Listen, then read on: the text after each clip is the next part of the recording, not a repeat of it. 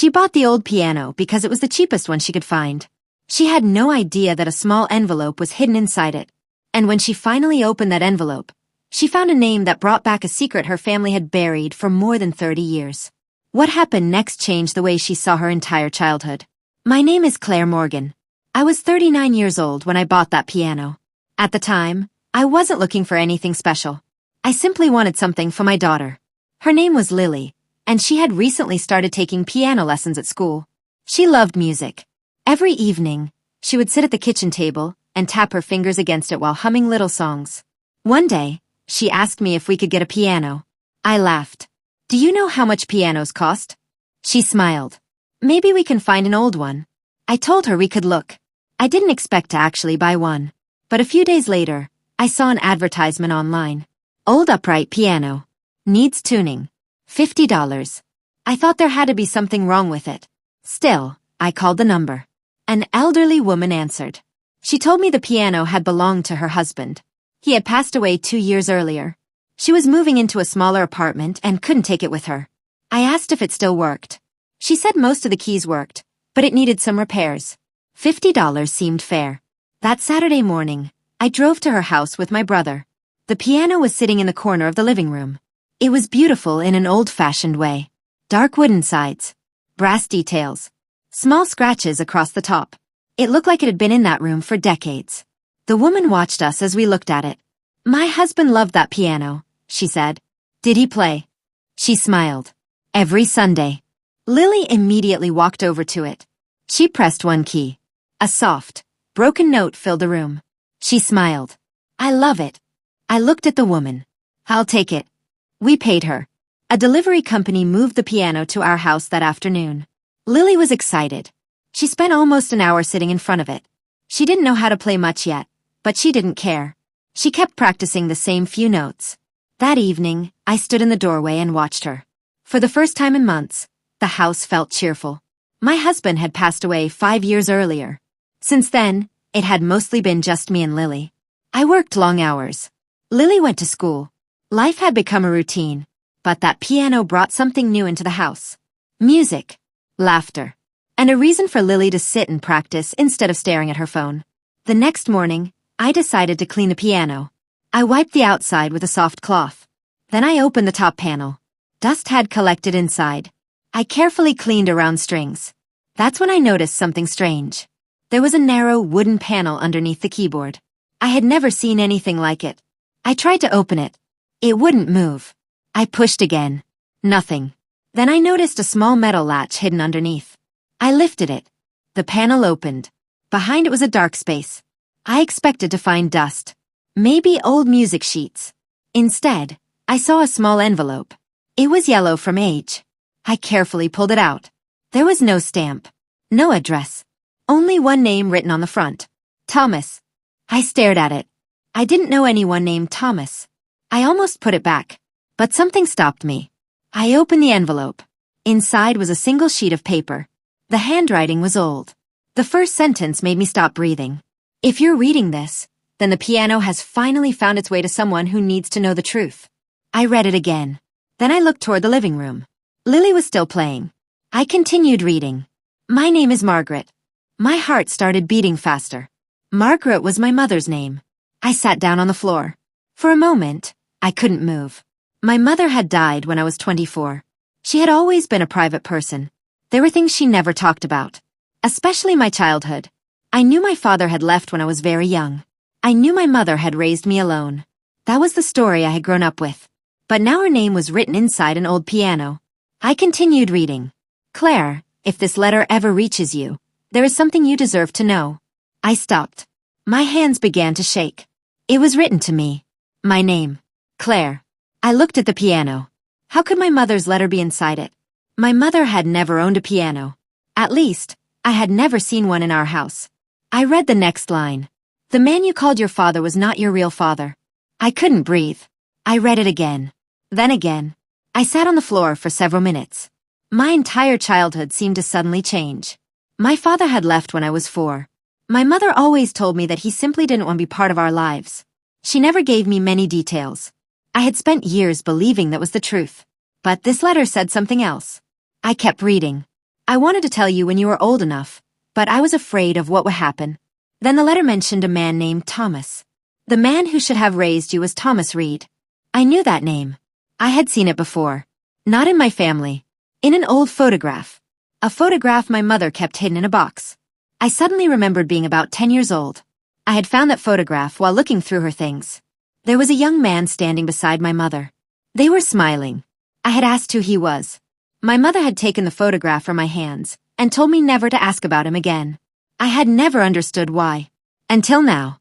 Thomas Reed. The same name written on the envelope. I looked at the date on the letter. It had been written 34 years earlier. I was only 5 years old. That meant my mother had written this before I was old enough to understand anything. I continued reading. Thomas did not leave because he stopped loving you. I felt tears in my eyes. He left because someone made him believe that stay would put you in danger. I stopped. What danger? Who had threatened him? Why? And why had my mother hidden all of this from me? I turned the letter over. There was writing on the back. Only one sentence. Claire, if you ever find this, find Thomas before it's too late. I stared at those words.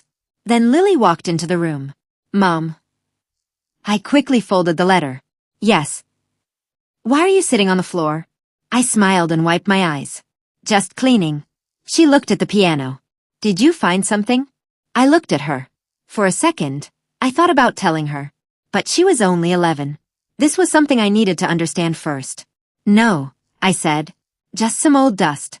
She smiled and walked back toward the piano. I waited until she left. Then I looked at the letter again. My mother's handwriting. My father's name. A secret hidden inside a piano. And one question that wouldn't leave my mind. Who was Thomas Reed? That night, after Lily went to bed, I searched through every box my mother had left behind. At nearly midnight, I found an old photograph. My hand started shaking when I turned it over. Written on the back were 4 words. Thomas and Margaret. 1989. I looked at the young man in the photograph. He was smiling. And for the first time in my life, I realized that the face I had been told belonged to a stranger looked exactly like mine. I stared at the photograph for a long time. The man's eyes looked like mine. His smile looked like mine. Even the shape of his face felt familiar. I turned the photograph over again. Thomas and Margaret. 1989. I had been born in 1990. That meant Thomas had been in my mother's life just before I was born. I needed answers. The next morning, I called my mother's older sister, Susan. She was the only person in our family who was still alive and had known my mother when she was young. She answered on the 4th ring. Claire, is everything okay? I need to ask you something about Mom. There was a long silence. What about her? Do you remember a man named Thomas Reed? She didn't answer. That silence told me more than words could have. Aunt Susan. Finally, she said. Where did you hear that name? I looked at the piano. Mom left something for me. What kind of something? A letter. Another silence. Then she sighed. I was hoping you would never find that. My heart started pounding. You knew. I knew there was a secret. What secret? Susan sounded nervous. Your mother loved Thomas. I closed my eyes. Was he my father? She took a slow breath. Yes. I sat down at the kitchen table. For a few seconds, I couldn't speak. My entire life had been built around a story that wasn't true. My mother had never told me. The man I had called my father wasn't my biological father. Thomas was. I asked. Why did Mom say my father left us? Because she was scared. Of what? Susan hesitated. Your mother's former husband. I knew exactly who she meant. Richard. The man I had called Dad. He had left when I was 4. I hadn't seen him since I was 8. Susan explained that Richard had been jealous of Thomas. He knew your mother was still in love with him. When he discovered she was pregnant, everything changed. Thomas wanted to marry your mother, Susan said. He wanted to raise you. Then why didn't he? Because Richard threatened him. My stomach tightened. What kind of threat? Susan's voice became quiet. He told Thomas that if he stayed, he would make sure your mother lost you. I felt tears in my eyes. How? Richard had money. He had connections. He told Thomas he would make your mother look unfit to raise a child. I couldn't believe it. So Thomas left to protect me? That's what he believed. I looked at the photograph again. For years, I had thought my father had abandoned me. But the truth was completely different. He had left because he thought it was the only way to keep me safe. I asked Susan, Did Mom know where he went? She knew he left town. Did they ever talk again? Susan was quiet. Once. When? After you were born. My heart raced. What happened? Thomas wanted to come back. Why didn't he? Richard found out. I closed my eyes. Everything was starting to make sense.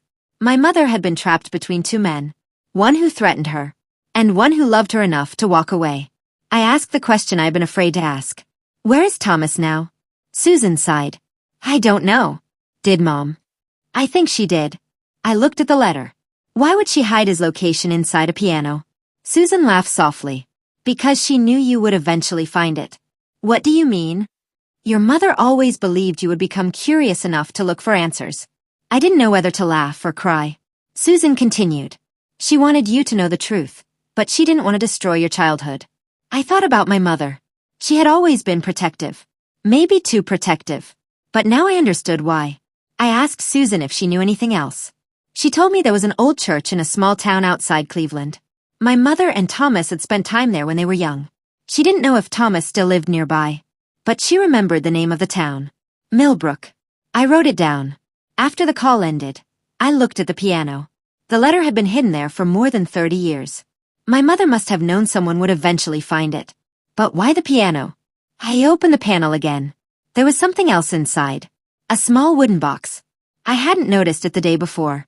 I pulled it out. The box was locked. I searched around the piano. There was no key. Then I remembered the envelope. I checked inside again. Something was stuck in a corner. A tiny brass key. I used it to open the box. Inside was a folded newspaper clipping, a wedding photograph, and a small hospital bracelet. I picked up the bracelet first. The name printed on it was mine. Claire Morgan. Date of birth. June 14th, 1990. I stared at it. My hands were shaking. Then I opened the newspaper clipping. It was from a local paper. The headline said that a young man named Thomas Reed had left Cleveland shortly before his daughter was born. The article didn't say why, but there was a photograph. It was the same man from my mother's picture. Thomas. Under the article, there was a handwritten note. One day, she will want to know. I sat there in silence. My mother had planned all of this. She had kept the truth hidden, but she had also made sure I could find it. Then I noticed something written on the wedding photograph. It was a date. September 12th, 1990. 3 months after I was born. I looked closer. The photograph showed my mother. She was standing beside Thomas. And both of them were smiling. But there was something strange. My mother was holding a baby. Me. I looked at the photograph again. Thomas had been there after I was born. He hadn't disappeared completely. He had seen me. He had held me. And somehow, I had no memory of him. I turned the photograph over. There was a message. She deserves to know that her father never stopped loving her. I started crying.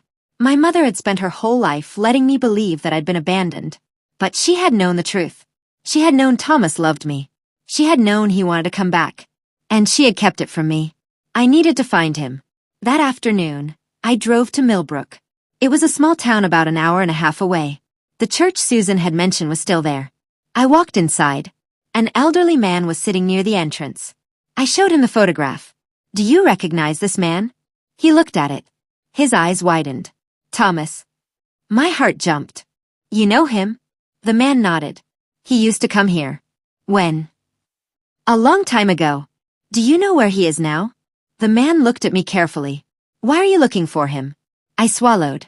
Because he's my father. The man stared at me. Then he slowly stood up.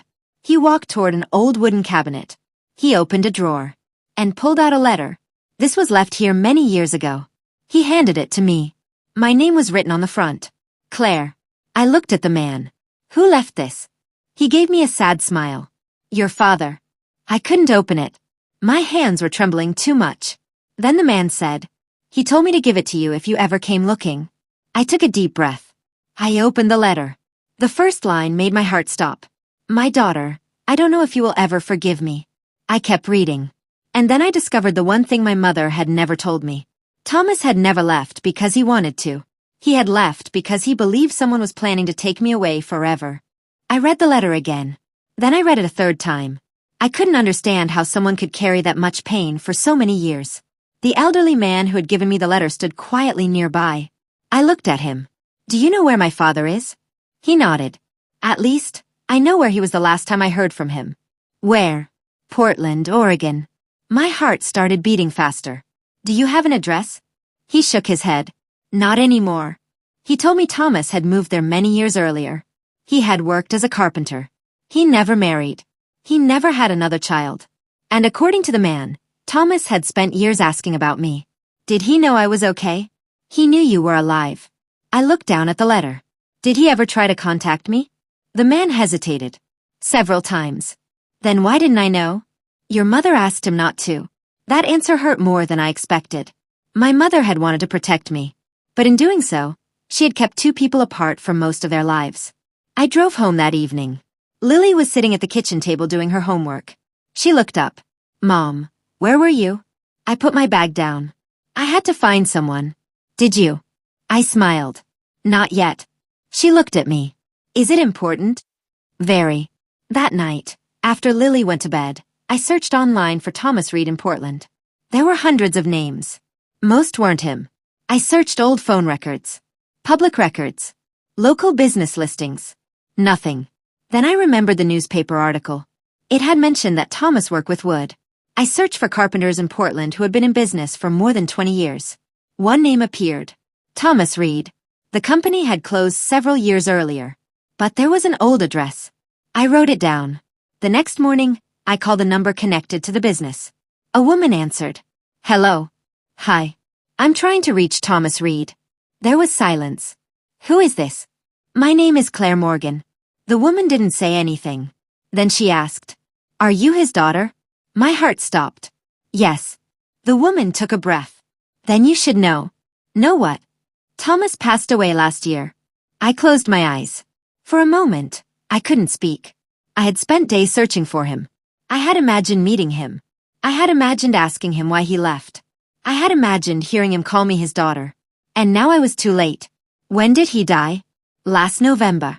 Did he have any family? No. Did he leave anything? The woman paused. Yes. What? He left a small box. My heart began beating faster. What kind of box? He told me that if a woman named Claire ever came looking for him, I was supposed to give it to her. I couldn't believe what I was hearing. Where are you? She gave me an address. It was a small house outside Portland. I booked a flight that evening. 2 days later, I stood outside the house. The woman who opened the door introduced herself as Helen. She had been Thomas's neighbor for almost 20 years. She invited me inside. The house was small. Simple. There were bookshelves along the walls. Old photographs sat on a wooden table. I saw one photograph that stopped me. It was my mother. She was young. She was smiling. Beside her was Thomas. I touched the frame. How did he get this? Helen smiled. He kept it beside his bed. I felt tears in my eyes. Helen walked to a cabinet. She brought out a small wooden box. This is yours. I took it carefully. The box was old. There was no lock. I opened it. Inside were letters. Dozens of them. All addressed to me. Claire. Age 5. Claire. Age 10. Claire. Age 15. Claire. Age 18. Claire. Age 21. I couldn't breathe. Thomas had written to me throughout my entire life. I picked up the first letter. The date was 1995. I was 5 years old. The letter began, Dear Claire, you probably don't know who I am, but I know who you are. You are my daughter. I pressed the letter against my chest. Helen sat quietly beside me. He wrote those every year, she said. Why didn't he send them? He was afraid. Of my mother? Not anymore. Then what? He was afraid you would hate him. I looked at the stack of letters. Why would I hate him? Because he thought you would believe he had abandoned you. I started crying. He had spent his entire life worrying about something that wasn't true. I opened another letter. This one was written when I was 18. I hope one day you will know that leaving was the hardest thing I ever did. I wanted to stay. I wanted to hold you. I wanted to watch you grow up. But I believed that if I stayed, you would be taken away from your mother. I chose to disappear because I thought losing me was safer than losing you completely. I couldn't stop crying. Helen gave me a tissue. There is one more thing. She reached into the box. She pulled out a small cassette tape. Thomas recorded this a few months before he died. I looked at her. Why didn't you give it to me before? I never knew where you were. She handed me the tape. I only knew your name. I found a small player in the house. Helen helped me put the tape in. There was static. Then I heard an older man's voice. Thomas. His voice was soft. A little tired. But warm. Claire, if you're hearing this, then somehow you found me. I closed my eyes. I don't know what your mother told you. I don't know what you believe about me. But I need you to know one thing. I never stopped loving you. I covered my mouth. His voice continued. I kept every photograph of you that I could find. I celebrated your birthdays alone. I wondered what you looked like. I wondered what you liked. I wondered if you had your mother's smile. I looked at the photograph. I was crying now. Then he said something that broke my heart. If I could change one thing, I would have found another way. I would have fought harder. I would have found you sooner. But I was young. I was scared. And I made a choice I thought would keep you safe. There was a long silence on the recording. Then his voice became softer. I hope one day you can forgive me. The recording ended. I sat there without moving. For 39 years, I had believed I was the child of a man who walked away. Now I knew the truth. My father had loved me from a distance. He had written me letters every year. He had remembered every birthday. And he had died without ever knowing that I would have welcomed him into my life. Helen touched my hand. There's one last letter. I looked at her. She handed me a sealed envelope. There was no date. Only my name. I opened it. Inside was a single photograph. It showed Thomas standing beside the piano. My piano. I stared at the picture. Then I noticed something in the background. A small wooden cabinet.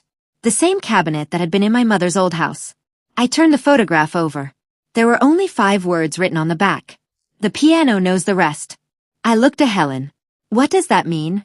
She shook her head. I don't know. I looked at the photograph again. And suddenly, I realized something. The piano I had bought for $50 wasn't just an old piano. It had once belonged to my mother. And somehow, Thomas had known that one day it would find its way back to me. The moment I realized the piano had belonged to my mother, I knew there had to be more. I called the woman who had sold it to me. She answered after several rings. Hello, I said. I bought the piano from you last week. There was a pause. Yes. Is something wrong? I need to know where your husband got that piano. She became quiet. Why? Because I found something hidden inside it. Another silence. Then she said, my husband told me never to ask questions about that piano. My heart started beating faster. Why? I don't know. She told me that her husband had bought the piano from an estate sale about 20 years earlier. He had never told her where it came from. But she remembered one thing. The piano had been delivered to their house with a small envelope taped underneath it. Her husband had removed the envelope and put it away. Do you still have it? I think so. My hands began to shake. Please look for it. A few minutes later, she came back to the phone. I found something. What? It's another letter. She read the name on the front. Margaret. My mother's name. I asked her to send me a photograph of it. A few minutes later, my phone received the picture. I stared at the envelope. There was a date written on it. September 1990. The month after I was born. I couldn't understand how so many pieces of my life had ended up connected to that piano. Then I noticed something else. The envelope had an address written on it. It was the same address where my mother had lived when I was born. I drove home that night. Lily was asleep. I sat beside the piano. For the first time, I didn't see an old piece of furniture. I saw a part of my family history. I opened the hidden panel again. There was nothing else inside. But I remembered the photograph from Thomas's house. The wooden cabinet. The same cabinet that had once stood beside my mother's piano. I began searching through old family photographs. After an hour, I found one. My mother was sitting beside the piano. She was holding me. I was only a few months old. And standing behind her was Thomas. My father. He was looking at me. I had never seen that picture before. I turned it over. There was a message. One day she will know. I cried. My mother had known that I would eventually discover the truth. She had simply waited until I was old enough to understand it. The next morning, I called Aunt Susan again. I told her everything. She wasn't surprised. I always wondered when you would find it. Why didn't you tell me? Because it wasn't my story to tell. I understood. My mother had wanted to tell me herself. But she had died before she could. I asked Susan one final question. Why did Mom give the piano away? She was quiet. Then she said, because Thomas asked her to. I froze. What? After you were born, Thomas knew he couldn't stay, but he wanted you to have something that belonged to both of them. The piano? Yes. Susan explained that Thomas had bought the piano for my mother when they were young. They had planned to build a life together. Then everything fell apart. Thomas left. My mother kept the piano. She played it whenever she missed him. Years later, when I was born, she stopped playing. She said it hurt too much. Eventually, she gave the piano away. But before she did, she hid the letter inside it. The letter was never meant to be found immediately. It was meant to find me someday. I sat beside the piano after the call ended. I ran my hand across the old wooden surface. For 39 years, I had thought my family story was simple. A father who left. A mother who raised me. A childhood with unanswered questions. But the truth was much more complicated. My father hadn't abandoned me. My mother hadn't wanted to erase him. They had both been trying, in their own imperfect ways, to protect me. And they had spent years paying the price for that decision. That afternoon, I called Lily into the room. She sat beside me. "What's wrong, Mom?" I smiled. "Nothing is wrong." I looked at the piano. "I just found out something about our family." She listened. I didn't tell her everything. She was still too young. But I told her that sometimes adults make difficult choices because they think they are protecting the people they love. And sometimes those choices leave questions behind. She looked at me. "Are you sad?" I smiled through my tears.